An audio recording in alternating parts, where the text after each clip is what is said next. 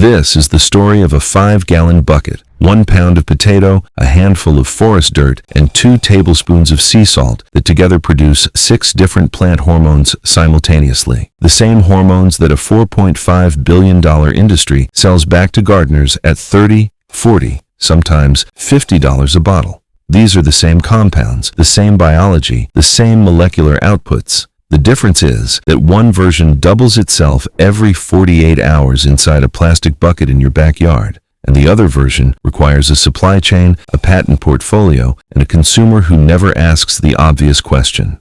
By the end of this video, you will know the recipe. You will understand the microbiology behind why it functions, and you will understand exactly why the plant growth regulator industry has spent decades making sure a Korean farmer's 60-year-old discovery never made it into your language. Before the recipe makes sense, the biology has to make sense, because what ferments inside that bucket is not fertilizer in any traditional meaning of that word. Fertilizer is a mineral input: nitrogen, phosphorus, potassium. You pour it in, the plant absorbs it, it is gone. What brews in a JDAM microbial solution bucket is something structurally different. It is a self-replicating colony of bacteria that manufactures hormones, specific hormones, named, documented, peer-reviewed hormones that control whether a seed breaks dormancy, whether a root branches, whether a stem stretches toward light, whether a fruit swells to harvest weight. Scientists call these compounds phytohormones, plant growth regulators. The Korean farmers who figured out how to culture them in a bucket 60 years ago called them indigenous microorganisms. The commercial agriculture industry calls them a product category worth $3.7 billion annually and growing at 14% per year.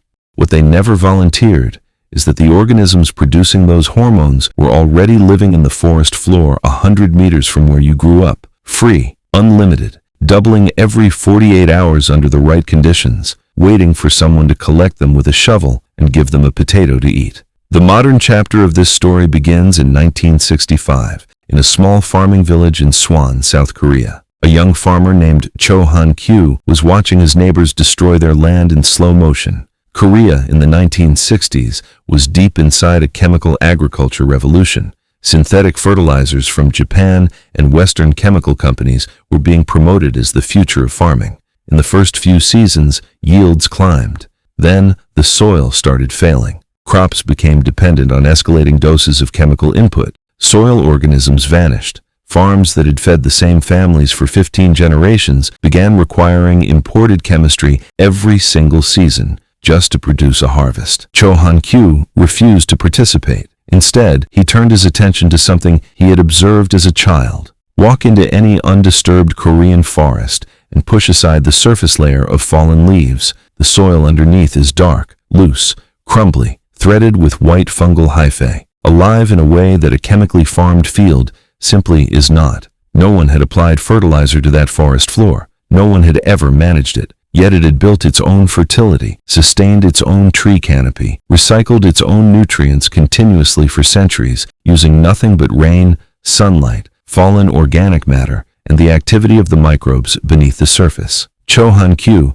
spent the next 30 years with a single question. If the forest could fertilize itself indefinitely for free, why could a farm not do the same? The methods he developed became Korean natural farming, KNF. The central insight was precise. Healthy soil is not a mineral substrate waiting to receive inputs.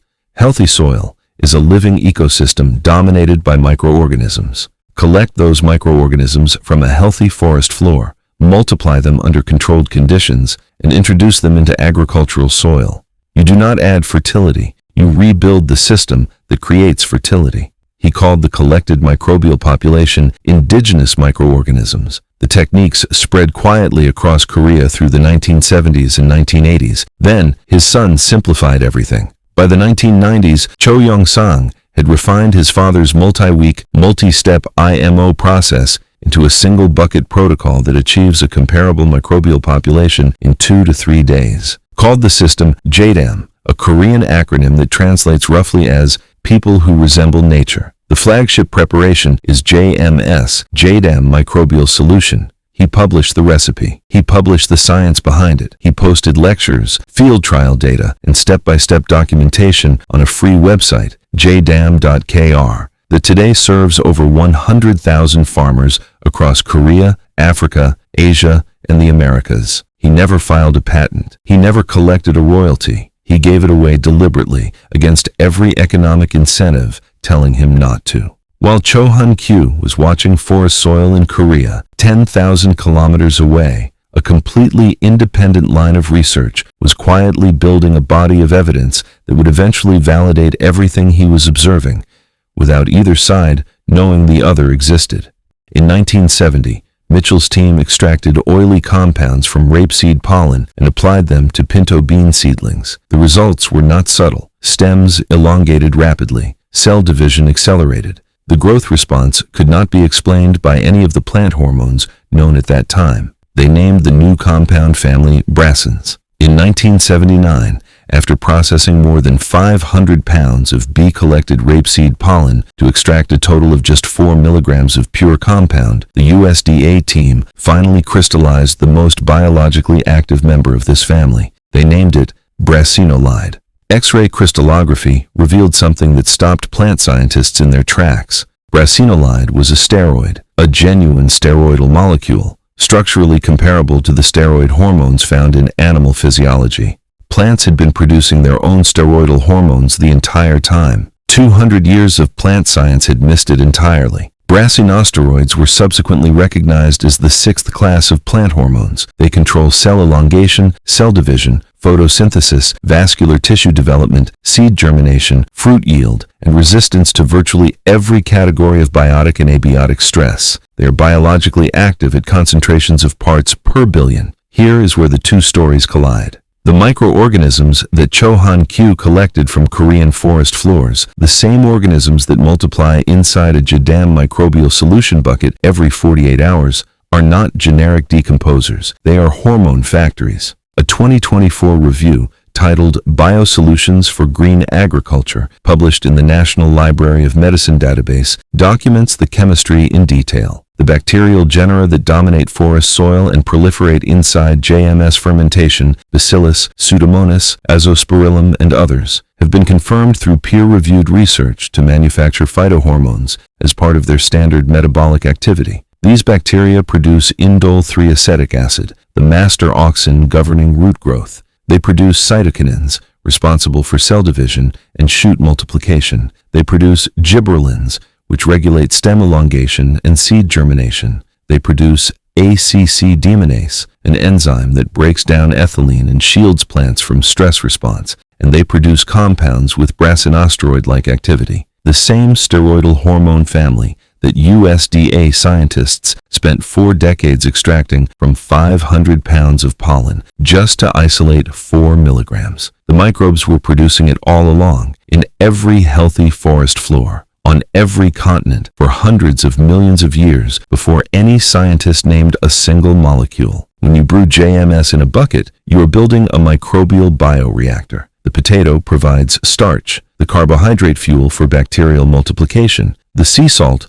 provides trace minerals and creates osmotic conditions that favor beneficial microbes over harmful ones. The forest leaf mold provides the starter population. Within 48 hours, the colony has doubled at minimum, often multiple times depending on temperature. By 72 hours, the brew is ready. A biologically active liquid containing auxins, cytokinins, gibberellins, brassinosteroid analogs, vitamins, organic acids, and a living population of beneficial bacteria that immediately begin colonizing your soil. There is no commercial product that delivers all of these compounds simultaneously at this concentration in living biologically active form. The biology that makes JMS powerful is precisely the biology that makes it commercially impossible to mass produce as a shelf-stable product. The global biofertilizer market reached $3.7 billion in 2024. It is projected to exceed $8 billion by 2030.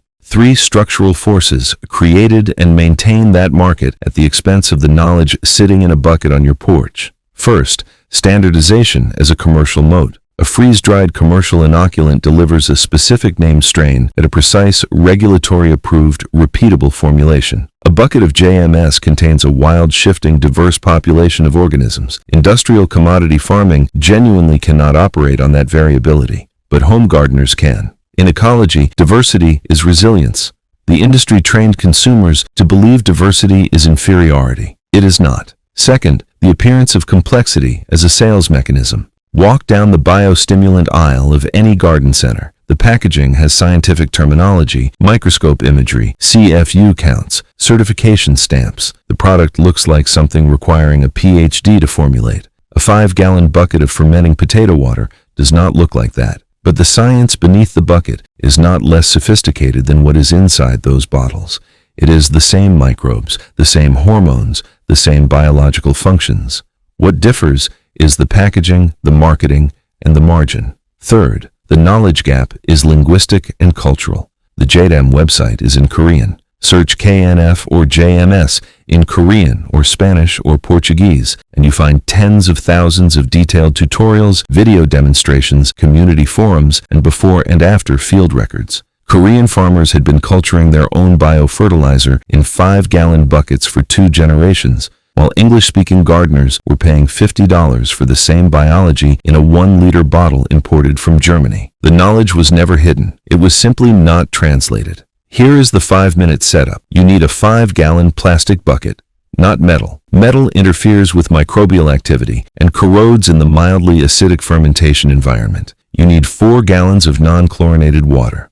Chlorinated tap water kills the bacteria before they establish. If tap water is your only option, leave it in an open container in direct sunlight for 24 hours to allow chlorine to off-gas. Rainwater is optimal. You need 1 pound of plain white potatoes. Wash them. Do not peel them. Cut them into chunks and boil them in approximately half a gallon of water for 20 to 30 minutes until soft enough to mash with a fork. The boiling water becomes a starch-rich broth that goes into the bucket alongside the potato. You need 2 tablespoons of unrefined sea salt, not iodized table salt. Sea salt or rock salt, the kind that still carries trace minerals. You need 1 to 2 cups of leaf mold soil. Walk into the nearest undisturbed deciduous forest. Push aside the surface leaf layer. Dig 2 to 4 inches into the dark, crumbly, fungal-rich soil underneath. If forest soil is not accessible, use the richest, oldest compost available, or worm castings from an established worm bin. Assembly is the 5-minute part. Place the boiled potatoes into 1 cloth pouch and tie it. Place the leaf mold soil into another.